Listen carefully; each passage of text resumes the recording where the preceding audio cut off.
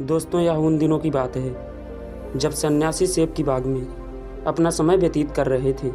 उस समय सन्यासी की प्रसिद्धि दूर दूर तक फैली थी।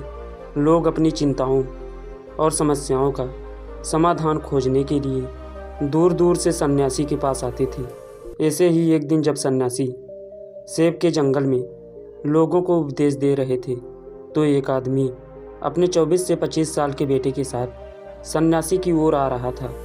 जब वह उपदेश स्थल के पास पहुँचे तो सन्यासी ने उनकी ओर देखा और इशारा किया उसके पास बैठने के लिए। जब उपदेश समाप्त हो गया और सभी लोग चले गए तब सन्यासी ने उस व्यक्ति को अपने पास बुलाया और बैठने को कहा। चारों ओर हरियाली थी, मौसम सुहाना था, तरह तरह के पक्षियों की आवाज़ें गूंज रही थी। ऐसा नज़ारा देखकर उस व्यक्ति को अंदर से बहुत शांति महसूस हो रही थी। उसके बाद सन्यासी ने उस व्यक्ति से आने का कारण पूछा। इस पर वह व्यक्ति बोलता है, महात्मा, मैं अपने बेटे को आपसे मिलवाने के लिए 2 दिन की लंबी यात्रा करके आया हूँ। यह मेरा इकलौता बेटा है और हर वक्त थका रहता है। ऐसा लगता है कि इसमें जान ही नहीं है। इसका स्वभाव भी काफ़ी चिड़चिड़ा हो गया है। अगर हम इसे कुछ भी कहें तो यह हमारी छोटी छोटी बातों पर गुस्सा हो जाता है। इसकी देखने की क्षमता भी उम्र से पहले ही कमज़ोर हो गई है और इसके बाल भी कमज़ोर हो रहे हैं। इतनी कम उम्र में बूढ़ा दिखने लगा है। मैं समझ नहीं पा रहा हूँ इसके साथ क्या हो रहा है। वह व्यक्ति कहता है, हे सन्यासी, मुझे अपने बेटे की बहुत चिंता हो रही है। मैं अपने बेटे को डॉक्टर के पास ले गया तो उन्होंने दवा दी और कहा कि बेटा कम तनाव ले। वह अपने दिमाग पर बहुत अधिक तनाव लेता है, इसलिए उसकी ये हालत है। लेकिन उन्हें बहुत समझने के बाद भी मुझे तनाव का मतलब समझ नहीं आया। मुझे नहीं पता कि तनाव क्या है, इसका कारण क्या है और इसे कैसे दूर किया जाए मेरे बेटे की मन की। लेकिन सबसे पहले मुझे यह समझना होगा यह तनाव क्या है, इसलिए मैं आपके पास आया हूँ। सन्यासी, कृपया मेरी समस्याओं का समाधान करें। यह सुनकर सन्यासी ने उनके बेटे को बहुत ध्यान से देखा, उसके चेहरे को देखा, उसकी आंखों को देखा, फिर उसके हाथों की नाड़ी भी जांची। ये सब अनुष्ठा करने के बाद सन्यासी ने उस व्यक्ति से कहा कि तनाव कोई भी नहीं लेना चाहता, लेकिन फिर भी यह तनाव व्यक्ति के दिमाग की तरह जकड़ लेता है और व्यक्ति को पता भी नहीं चलता कि वह तनाव में है। लेकिन अगर व्यक्ति तनाव के कारणों को अच्छे से समझ ले और तनाव के बारे में एक फैसला बना ले जिससे उसे पता चल सके कि वह कितना तनावग्रस्त है, तो वह इस समस्या का समाधान भी ढूंढ सकता है। सबसे पहले यह समझ ले कि तनाव क्या है। जब भी कोई व्यक्ति काम कर रहा हो लेकिन उसका मन कल्पनाओं में भटक रहा होता है, इसलिए उसके शरीर और दिमाग के बीच एक दूरी बन जाती है। यह दूरी जितनी अधिक होती है, व्यक्ति उतनी ही देर तक बेहोशी की स्थिति में रहता है। शरीर और मन के बीच के इस तनाव को ही तनाव कहा जाता है। आखिर पसंदीदा खेल खेलने के बाद इंसान ऊर्जा और खुशी से क्यों भर जाता है, जबकि वह अपनी शरीर को थका चुका होता है। लेकिन समझने वाली बात यह है कि खेलते समय दिमाग और शरीर पूरी तरह से एक साथ खेलने में केंद्रित होते हैं, जिससे शरीर और मन के बीच दूरी नहीं रहती और तनाव नहीं आता। और मन में कोई तनाव हो तो दूर हो जाता है। लेकिन इसके विपरीत जब हम कुछ ऐसा करते हैं जो हमें पसंद नहीं है तो हमारा शरीर वह काम तो कर रहा होता है, लेकिन हमारा मन कहीं दूर कल्पनाओं में भटक रहा होता है, जिससे शरीर और दिमाग के बीच दूरी पैदा हो जाती है और तनाव पैदा हो जाता है।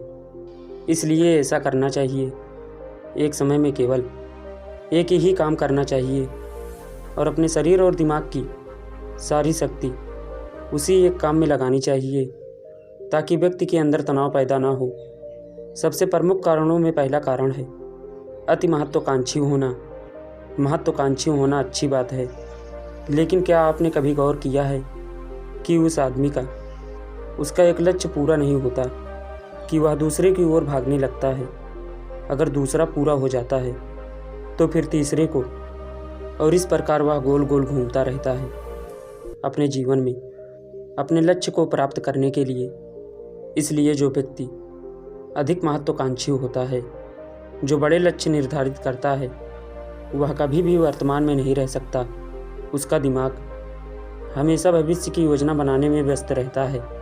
उसका शरीर वर्तमान में रहता है, लेकिन उसका दिमाग भविष्य में रहता है, जिससे इंसान के शरीर के बीच दूरियां पैदा हो जाती है और वह तनावपूर्ण जीवन जीने लगता है। सन्यासी के मुंह से यह बात सुनकर लड़के ने सन्यासी से कहा कि इसका मतलब है कि हमें लक्ष्य नहीं बनाना चाहिए, क्योंकि लक्ष्य निर्धारित करना भी महत्वाकांक्षी है। इसी बहाने सन्यासी ने कहा कि जीवन में लक्ष्य रखना कोई गलत बात नहीं है, लेकिन समस्या तब उत्पन्न होती है जब हम अपना सारा ध्यान उस लक्ष्य को प्राप्त करने के परिणाम को केंद्रित कर देते हैं। व्यक्ति को वर्तमान में जीना चाहिए। एक लक्ष्य निर्धारित करें और उस लक्ष्य को प्राप्त करने के लिए कड़ी मेहनत करते रहें, लेकिन साथ ही आपको यह भी ज्ञान होना चाहिए कि आप अभी भी वर्तमान में जी रहे हैं और वर्तमान सत्य है। सन्यासी ने आगे कहा कि ईर्ष्या तनाव का एक और बड़ा कारण है। जब कोई व्यक्ति ईर्ष्या से भर जाता है तो उसका मन अंदर ही अंदर सड़ने लगता है। ईर्ष्या एक आंतरिक घाव है, यानी मन का घाव। इंसान के शरीर का घाव तो ठीक हो सकता है, लेकिन मन का घाव कभी नहीं भर सकता। इसलिए कभी भी दूसरों की उन्नति और खुशी से ईर्ष्या नहीं करनी चाहिए, क्योंकि ईर्ष्या तनाव का कारण बनाती है।